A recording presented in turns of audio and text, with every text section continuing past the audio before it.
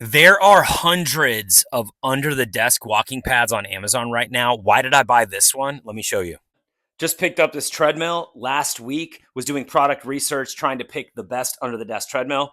This one is very solid. I'm going to tell you the number one and two reasons why I think everyone's buying this treadmill right now. I'm going to tell you that more at the end. First thing I want to tell you, very sturdy base, very nice track. Like there's no catching.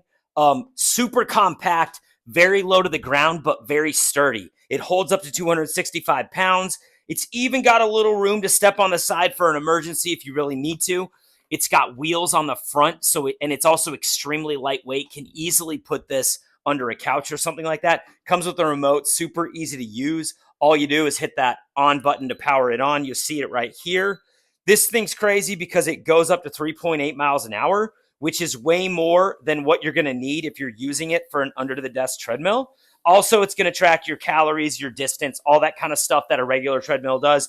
Remote is extremely responsive, so very easy to operate it from here. But here's the reason why I know that people are buying this in droves.